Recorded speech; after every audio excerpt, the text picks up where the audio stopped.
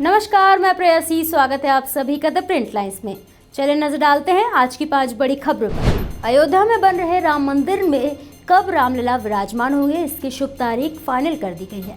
22 जनवरी को रामलला राम मंदिर के गर्भगृह में विराजमान होंगे। प्रधानमंत्री नरेंद्र मोदी रामलला के प्राण प्रतिष्ठा कार्यक्रम में शामिल होंगे। इस कार्यक्रम की पूरी जानकारी आचार्य सत्येंद्र दास जी ने दी है।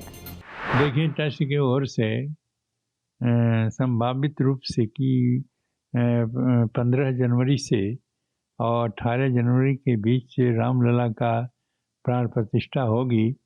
तो मांग किया गया था कि जो शुभ दिन पड़ रहा है उसमें 22 जनवरी पड़ रही है, इसलिए 22 जनवरी को प्रधानमंत्री जी के बुलाने का और निमंत्रण दिया गया था कि उसी दाम में प्राण प्रतिष्ठा करने पर भव्य मंदिर में भगवान श्री रामलला को विराजित किया जाए।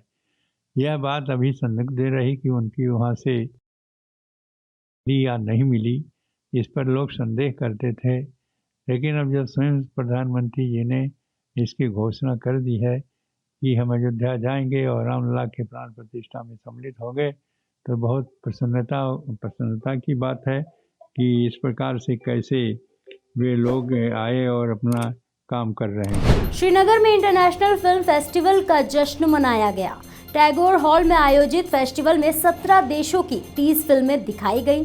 यह कार्यक्रम 25 अक्टूबर को शुरू हुआ था और आज इसका अंतिम दिन है। इसे लेकर युवाओं में खासा उत्साह नजर आया। इस फिल्म फेस्टिवल के आयोजन का मकसद बॉलीवुड को दोबारा से कश्मीर की ओर आकर्षित करना और यहाँ के युवा कलाकारों को एक साथ प्लेटफॉर्म और एक नई पहचान देना है। आप जानते होंगे कि दुनिया भर में जितनी बड़ी और अच्छी सिटीज हैं, उनके अपने फिल्म फेस्टिवल्स होते हैं, इंटरनेशनल फिल्म फेस्टिवल्स वो होस्ट करते हैं, चाहे वो टोरंटो हो, मेलबोर्न हो, न्यूयॉर्क हो। कान फिल्म फेस्टिवल इतना फेमस हो गया है। उसी पैटर्न पे हमने जम्मू में एक फिल्म फेस्टिवल स्टार्ट किया है, जम्मू इंटरनेशनल फिल्म फेस्टिवल, जिसके 3 एडिशन हो चुके हैं।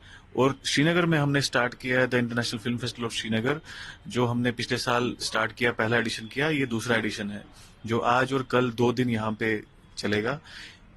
फिल्म फेस्टिवल में बेसिकली जो दुनिया भर के फिल्म मेकर्स हैं, जिनकी डॉक्यूमेंट्री, शॉर्ट फिल्म्स और फीचर फिल्म्स हैं, उनके लिए एक प्लेटफॉर्म होता है जहां पे वो ये शोकेस कर पाते हैं।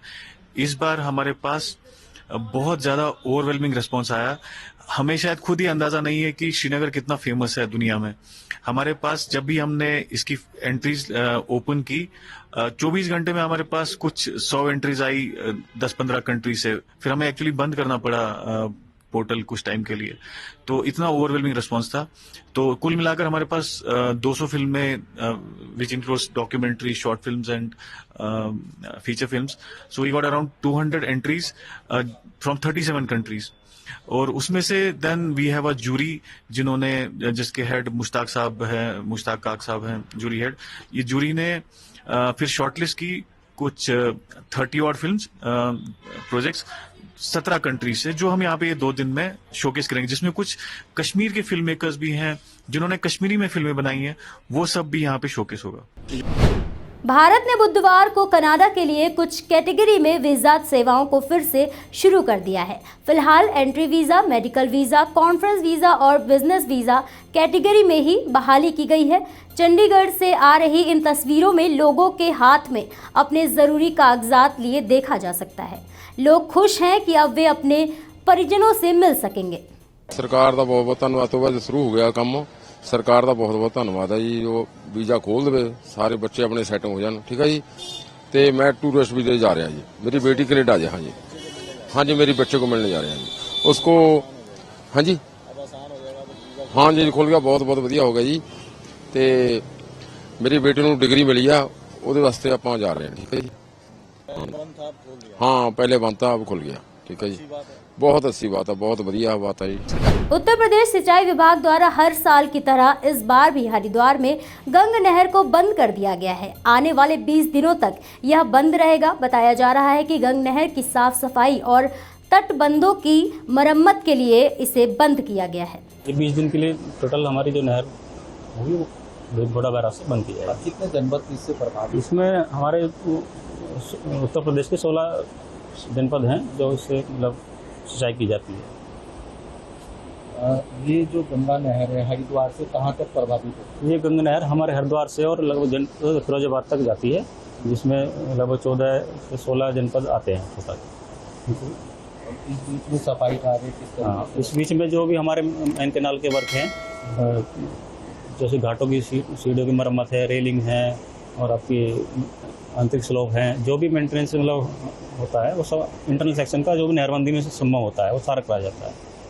हर की पौड़ी क्षेत्र है, वहाँ पर भी जल की कैसे पर्याप्त? हर की पौड़ी पे जो हमारी पुरानी आपूर्ति धारा है वहाँ से पानी दिया जाता है और कांगड़ी ब्रिज के पास हम बंदा लगा के वहाँ पे पानी उपलब्ध कराते हैं। अगर मान लो भविष्य में लगता है कि हमें पानी कम है गंगा में, तो हम पुरानी आपूर्ति धारा पे और कांगड़ी ब्रिज पे बंदा लगा के उसको पानी को वहाँ पूरा पर्याप्त मात्रा में श्रद्धालुओं के स्नान के लिए उपलब्ध कराते हैं। माने कि इस बार गंगा आरती में जल जो है पर्याप्त मात्रा में? हाँ, पर्याप्त मात्रा में मिलेगी।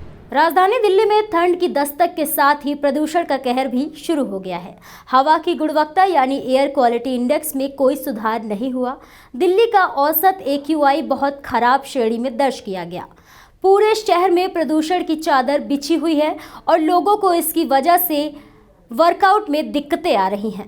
वेदर जैसे चेंज हुआ है, हमें लगा कि वेदर एक पॉजिटिव वे में चेंज हुआ है, विंटर्स आ रही हैं, बट सर्टनली लेवल पॉल्यूशन का इंक्रीज़ हुआ है। नॉर्मली हम जब साइकिलिंग करते हैं तो जब ऊपर की तरफ चढ़ते हैं तो ब्रीदिंग ज़्यादा करनी पड़ती है, तो हैवी ब्रीदिंग हो रही है।